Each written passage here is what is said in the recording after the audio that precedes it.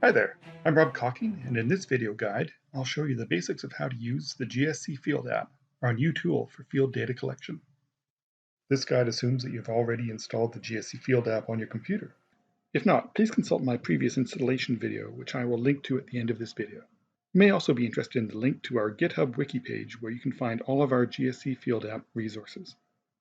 The GSC Field App will appear in the Windows Start menu here in the alphabetical list. I have also added it to my Start menu here, and I can add it to my taskbar here. I can start up the GSC Field App from any of these places.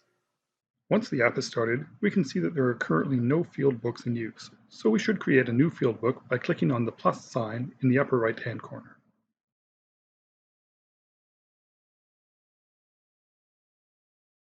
This is where we set up our field book project. Any field with an asterisk is a required field. We start by setting if the project is Bedrock or Superficial, followed by the title for the project.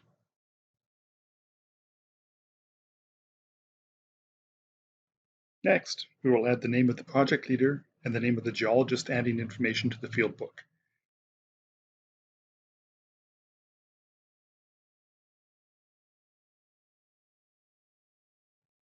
We must include the geologist officer code in this form.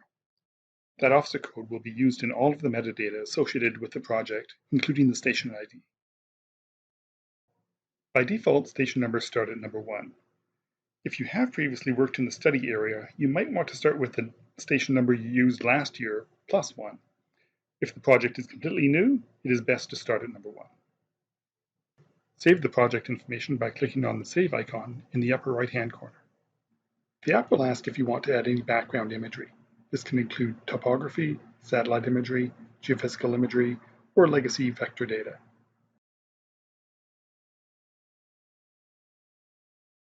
Once the TPK file is loaded, I can zoom into the area of study. In this case, the TPK file displays a hill shape, and then, when you zoom in enough, a topographic map will appear. Now that we've gotten past the project setup, let's take a look at the app and see what all the different buttons will do for us. The map page has 3 different bars containing different buttons. On the left-hand side of the screen, we have the navigation pane. On the top is what we call the header bar, containing buttons for adding data. At the bottom is the footer bar, featuring controls for turning on layers and switching between GPS coordinates or tap entry of coordinates. In the top section of the navigation pane, we can easily toggle between the map view and the field note view. Of course, the field note view doesn't have any records yet, but we'll add some data shortly. In the lower section of the navigation pane, there is a button to create a backup of the day's work. Below that is the field book's management button, in case we need to update the project information or to change it to another field book. Lastly, there is a settings button where we can control the information that we're storing. If we go into the field books, we can click on the ellipsis where we can create, open, edit, and delete field books. We can also perform a full backup as opposed to the daily backup, restore backed up data, add an old field database, or update the field book database schema. Back in the map view, the header bar holds all of the data entry buttons. From these we can add a station, a sample, a photo, a structural measurement, a waypoint, or maybe we have the coordinates of a location and we want to add a manual XY point. In the bottom bar, we have a button for adding SQLite databases or TPK background layers, as well as a button to help manage those layers. Next to that is a button to add or remove the map information, such as the coordinate reticule, the scale bar, and the location coordinate with accuracy. Lastly, there is a toggle between entering data from the GPS or by doing a tap entry where you click on the map. It should be noted that in the field you would be entering data based on the GPS in your tablet. I'm preparing this video on an office computer without a GPS, so I'll be using the tap entry feature. Normally, the GPS entry method is the easiest and most accurate way to get coordinates. Usually you would start by entering the station and then adding other records such as samples, photograph, etc. However, if you know you only want to take a photograph at a particular spot, you can click on the photo button and a station will automatically be set up for the photo. In the photo menu, we can set the category of the photo, camera direction, and a description of the photo. Below that is a section that allows you to set up a large number of photos in case you need to take many photos at one station location. Since almost every tablet has a camera built into it, the photos can be integrated into the Field Notebook and will be viewable in the Field Note page. At this time, most of the SLRs available will provide much better quality photos than the tablet will yield. You can use an SLR as long as you coordinate the photo file naming in the app to that of the camera. Once we save the photo record and return to the Field Notes view, we can see that the app did indeed create a station record linked to the photo record. The station record has a red box indicating that it is missing some required information, so we should go back and check out the issue. We just need to set the required field for observation type. I will set it to photograph only and save. Note that the red box has now gone away. In the Field Note page, you will see the list of dates along the top, where each day's traverses are stored under its date. If we had more than one date recorded so far, you could look back at your data from previous days and even edit the data on the tablet. A station contains the basic information about an outcrop. If we scroll down to the bottom, there is another related record that stores the location information for the station.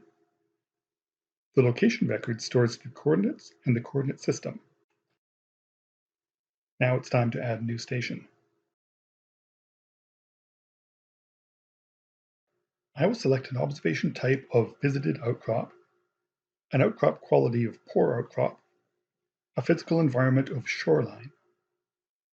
Then I will type in an outcrop size of 5 meters and leave the air photo number and traverse number blank.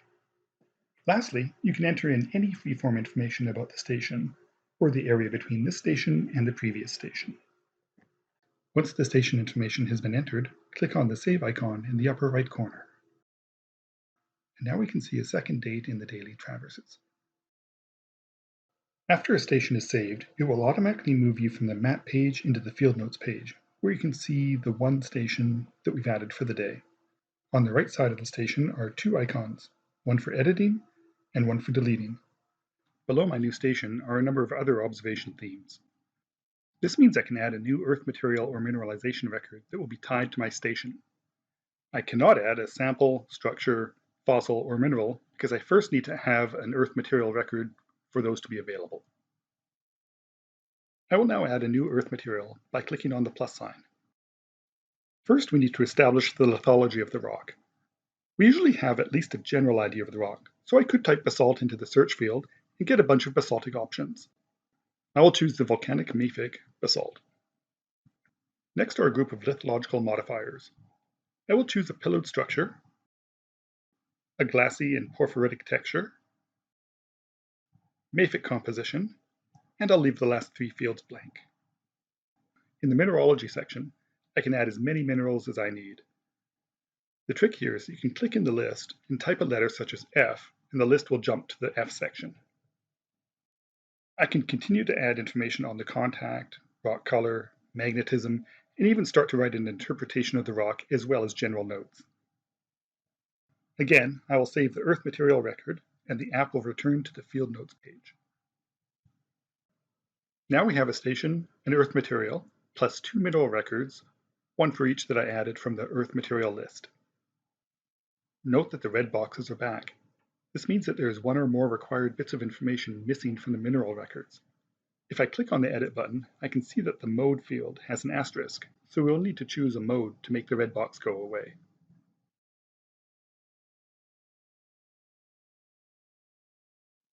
Once those are fixed, I can go back to the map page and see my two stations on the map. That's it for this demo. I've included some useful links below the video, including the information on the installation of the GSC Field App, TPK creation, and the GSC Field App wiki page on GitHub. As you can see, the GSC Field App is an easy-to-use tool to store your field data. This allows us to be more efficient in the field and hopefully spend more time observing and less time writing notes. The interface hides a lot of complexity, so the data collection seems pretty simple. Thanks again. Hope you've enjoyed this video. See you in the next one.